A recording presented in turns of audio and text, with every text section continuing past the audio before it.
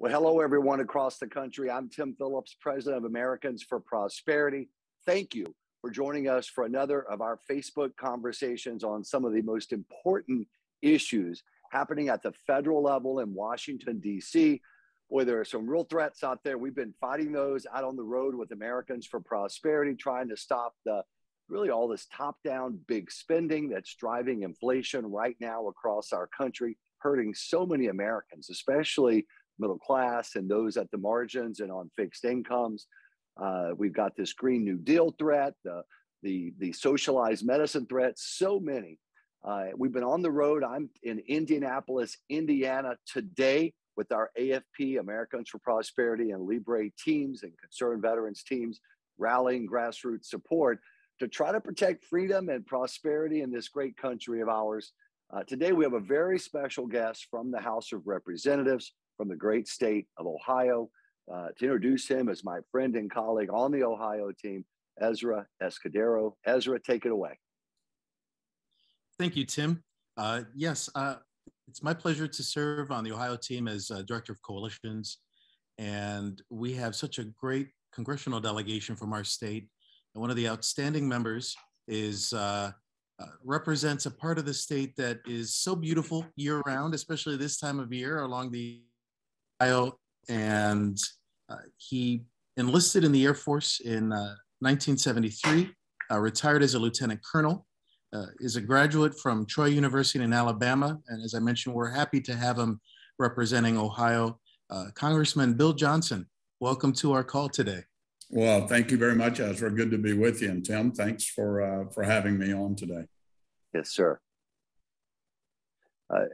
Congressman, when you look at the threats coming out of Washington, D.C. right now, what's kind of keeping you up most at night? What's concerning you most for both the folks in your district and also our country? We've got an economic crisis. The price of everything is going up, from groceries to the gas pump. That's going to continue because of several different reasons. One of the reasons, of course, is all of this out of control government spending that's coming out of the Biden administration. There's over $1 trillion that is sitting in the federal government that has already been appropriated by Congress, that has yet to make it out to the states. And yet this administration wants to spend another $5+ trillion on top of all of that. I mean, in our state, my county commissioners, my mayors, they're saying, stop sending us money. We can't spend all this money. It's just too much. And so this is, and you mentioned, Tim, the Green New Deal. Oh my God, what's happening to throttle and assault the fossil fuel industries of oil and gas and coal. This is not about carbon. It is not about a carbon-free society. It is about control. That's what the Democrats are up to. They want to control the lives of the American people. And then finally, which is something I think one of the key things you wanted to talk about today is how they want to weaponize the IRS to go after the American people and monitor their bank accounts. And under this bogus claim that they're trying to root out tax cheats. I don't buy it. I don't know that you are, but I don't think you guys are either, but I'm not buying it. Yeah. Ezra, go ahead. Sure. Well, Congressman Johnson, maybe you can tell me a little bit more about that. Earlier in my career, I worked as a financial advisor and worked for one of the large banks, national banks. And so with this crazy economy now, I recently sold a used car. It was, I sold it for more than $10,000. So I already knew from my previous banking experience that transaction was going to get reported to the IRS. $10,000 sounds like a lot of money, but when you're talking about a used car or things like that, it's almost an everyday quantity. But what's different now about the proposal that has come up from the administration just recently? Well, we're talking about 80,000 new IRS agents to monitor the spending habits of the American people under the guise that it will make it easier for them to conduct audits. Well, why do we need the IRS in a large scale conducting that volume of audits on the American people? That is, in my view, a violation of the First Amendment rights of individual freedom and liberty that our founders put in place. That is not the role of the federal government. What Biden should be doing, he should be focusing on growing the economy and creating jobs, but he only seems to be focused on growing the IRS and weaponizing the IRS. This is a Gestapo kind of approach. I hate to say it that way, but this is part of the rush to socialism, where Big Brother and the government is inside the inner circle, monitoring your bank account. They know what you're buying, when you're buying it, where you're buying it. This is nuts. And I personally don't believe it's going to stand up to the scrutiny of the courts. But you know as well as I do, we've still got some work to do to de-radicalize the federal court system. But it'll take some time for it to move up. But I don't think it'll stand the test of legality. Yeah, Congressman, it looks like what they're saying is, let's take that down. I think it's to $600. Is that right in the proposal at this point? That's right. Well, they started with 600, and now, we're hearing various stories that they're trying to, they're considering another number. I don't know what that number is. It really doesn't matter what the number is. I agree. Because whether it's $600 or $600 million, it really does not matter. In my view, it's government overreach. It's a violation of individual freedom and liberty, and it should not be tolerated. And let's go one step further. Ezra, my district, rural Appalachia. You watch that region. Do you know what this is going to do to community banks that are already stretched thin? That's right. To comply with federal regulations? I mean, community banks they don't have the deep pockets to be able to manage all of this, and I just don't see it. Yeah, ladies and gentlemen watching, this is such an important issue, and you can make your voice heard literally right now. Click that I volunteer link right there in the thread of this Facebook. It'll take only a couple of minutes, and make sure your House member and your 2 United States senators hear from you that you don't want the Internal Revenue Service rooting around in your private files, forcing your local bank to send in reports on your economic activity, potentially all the way down to $600. Let them hear now, because this legislation is being discussed right now. They need to hear from you, whether your member is very much on the left side, a liberal, and you think, oh, well, gosh, maybe I can't make a difference with them. They need to hear from you. Or whether it's a Republican or a conservative or folks who agree with you, they need to hear from you too, to let them know, hey, I've got your back. Keep fighting these terrible proposals. But it's an important moment for the country. We've had over 2 million actions, your fellow Americans doing exactly this, clicking that I volunteer link, making your voice heard. It'll take just a couple of minutes to do it. Please join us in this. It's a big moment. Ezra, go ahead. I just want to make sure folks know, as you're listening to Congressman Johnson and us, you can take action. Oh, thank you very much, Tim. And this forum is so important because sunlight, they say, is a great disinfectant, right? And it helps to shine a light on these public proceedings or proceedings that are supposed to be public. And Congressman, thank you for opening up and speaking to the people of your district, of the entire state, and anyone else logged in today to this call. Maybe you can help us understand, how open are the proponents of this radical proposal to intrude into all of our financial lives? How open are these proponents being in terms of openly debating and talking about the right approach? Are they sharing with you and with other folks who might object, or do we have a lot of closed door meetings going on? That's an easy and short question. So I hope you've got some other questions to follow up, because the short answer to that is absolutely not. They are not being open. They are not being bipartisan in their approach here in the legislature. They are not being open to the public. All of this is being done behind closed doors. There has not been, I mean, I've been through energy and commerce, where I don't sit on financial services. I don't sit on ways and means. So I have not been involved in the IRS part of the debate. I have focused from my energy and commerce seat on the Green New Deal and the Clean Future Act and those kinds of things. Do you know how many Republican amendments the Democrats allowed in their markup for their part of this massive reconciliation package that includes all of this IRS stuff? You know how many Republican amendments they allowed? How many? Zero. Wow. Zero. There is no bipartisanship around this, none whatsoever.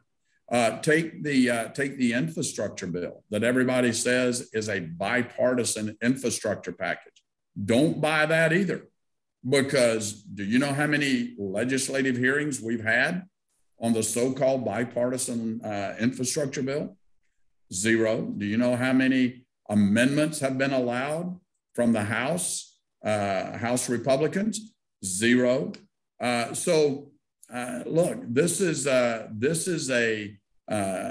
don't let a crisis go to waste philosophy that you heard from Rahm Emanuel years ago. That's what this is all about. Because when you look at what we did in 2017 with the Tax Cuts and Jobs Act, and I think, Ezra, you were going to go here in a little bit about simplifying the tax code. You know, we made it simpler. Most Americans could file their taxes on a postcard size form, right? We did simplify the tax code, and it worked, and it helped to build the best economy that we had had in 50 years. The lowest taxes, the highest wages, the best quality of life, the strongest national security. We were energy dependent for the first time in 70 years. Let me give you an example. Do you know why President Trump was able to make the decision to move the embassy in Tel Aviv to Jerusalem? A measure that had been promised to our friend and ally Israel for years. And presidents from Ronald Reagan forward had basically punted that decision. Do you know why Donald Trump was able to make that decision and finally execute on that promise to our friends and allies in Israel? It's because we were, for once, in the first time in 70 years, we were energy independent. We were producing 13 million barrels of oil a day. And so he didn't have to worry about what OPEC or the Iranians or anybody else was going to do. We could fuel our own economy, and the American people would not be hurt by the negative actions of those countries that don't like us very much. Where are we today? We are south of 13 million barrels a day. We're 11 million barrels and declining. And we're now begging OPEC and Russia to increase production so that we can manage the price of gasoline at the pumps instead of doing it ourselves. So, I mean, it worked what we did in 2017. COVID hit, and now Biden is using that crisis to take more control and grow big government. It's wrong. And what's happening in the IRS is just part of that. Yeah. You mentioned the tax reform of 2017. It was one of the most important accomplishments, frankly, in the last 20, 25 years, I believe, for our country. There's a lot of talk in this big social spending bill about jacking tax rates back up. I know they're keeping it behind closed doors, but Congressman, can you talk a little bit about that? It's not just that they want the IRS rummaging around in every transaction just about that individual Americans undertake, but they want to start pushing up corporate rates again, some individual rates. Can you talk a little bit about what you're seeing there on the tax front? Sure. I can tell you that you know, in the military, I served for 27 years in the military. There's an element of military strategic planning called the element of surprise. How do you achieve the element of surprise in the military context? You convince your enemy that you're doing one thing when you're actually doing another. It's called deception. And that's what this is all about. Let's take a look at what these tax hikes really mean. When you start raising taxes on American job creators, on businesses, they're going to pass that along. They're going to pass that along in lower wages. They're going to pass that along in raising the price of their products. That means the American people are going to be paying more for everything that they need in their daily lives. That's going to occur. Inflation is going to continue to rise. Inflation is essentially a tax on every American, regardless of your income level. So there is so much wrong with this philosophy. It has always, and it is time-tested and proven. When you let the American people keep more of their hard-earned money in their pockets, our economy flourishes. Our economy flourishes.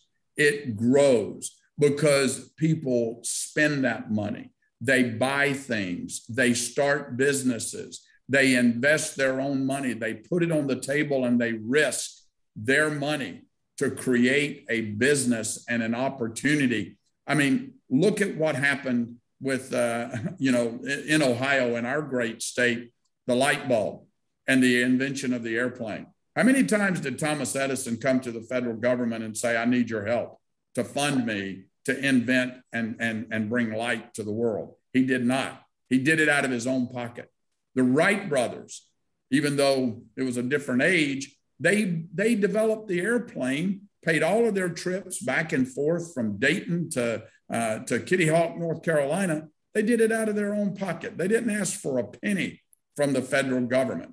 When the American people have the money to take risks, to innovate, that's where ingenuity is born. And that's what has grown the greatest economy on the planet and the most powerful economy on the planet. And that's why we are at the head of virtually every table in the global economy, from energy to finances to manufacturing, you name it. But we're under threat. We're under threat from the Chinese and the Russians, and the Biden administration seems to be playing right into their hands.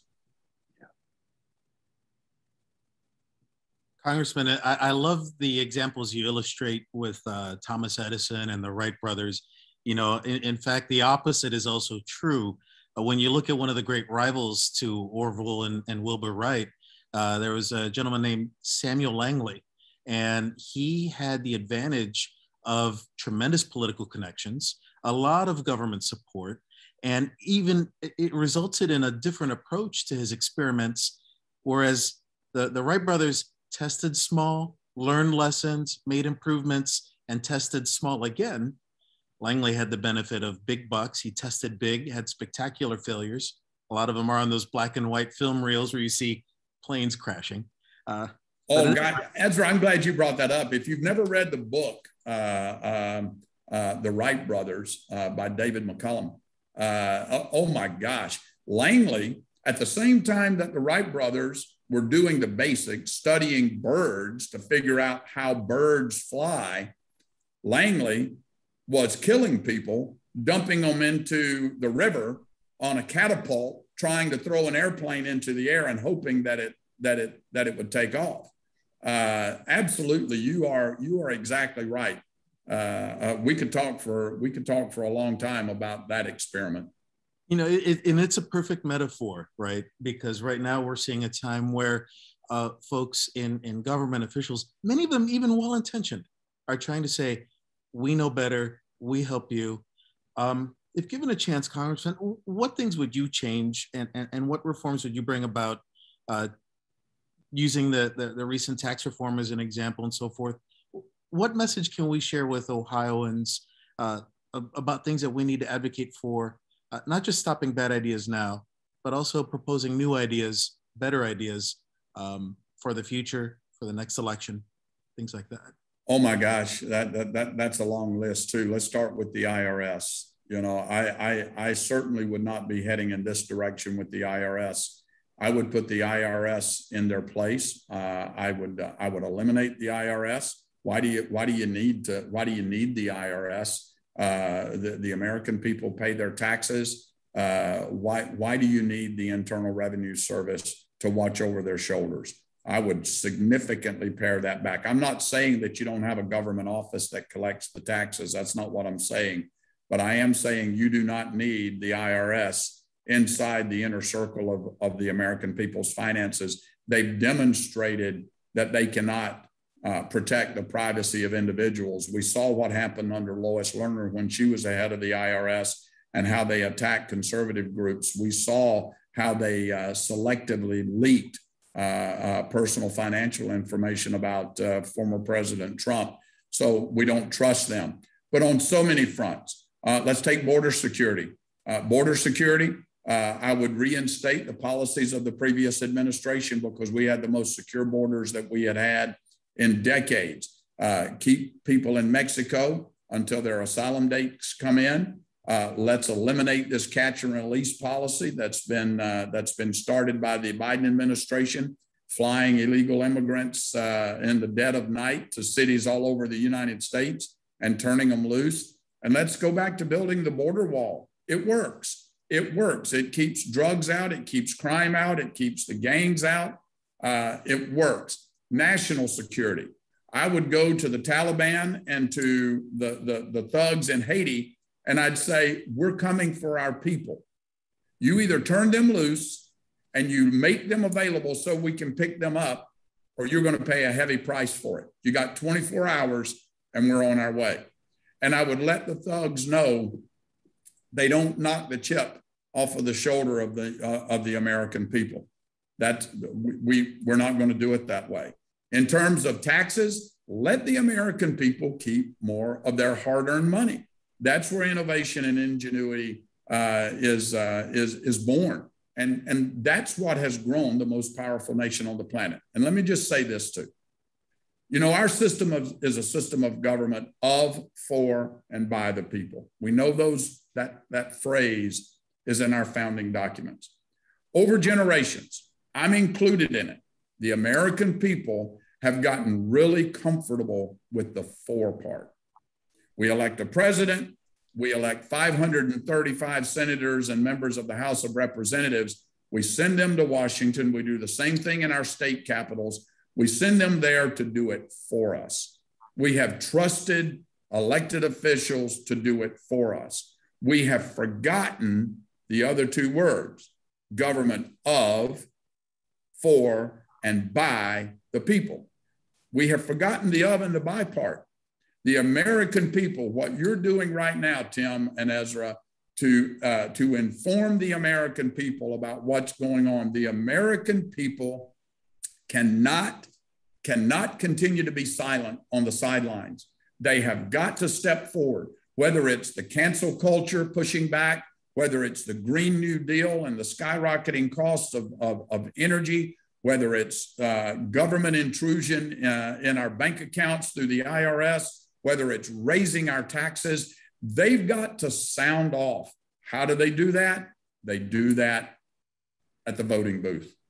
They need to sound off, and they need to let elected officials know that they're not going to sit on the sidelines any longer. This is truly government of, for, and by the people. And elected leaders need to understand that they have limited authority.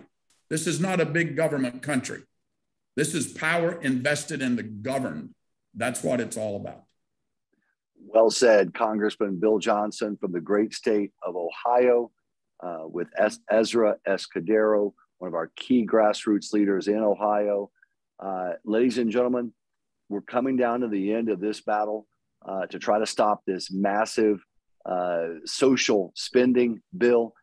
Even folks on the extreme left admit that now. It's not infrastructure. It's just a big new top down from Washington, D.C., almost socialism really coming out of D.C. You've got perhaps just a few days or at most a couple of weeks to make your voice heard. We would urge you to do that. Take a moment, click that I volunteer link, or call your member of the House and Senate, your 2 senators, your 1 House member directly.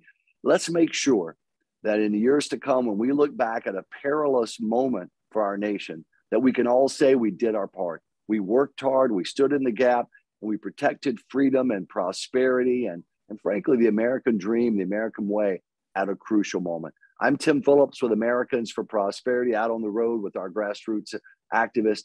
Thank you for joining us today.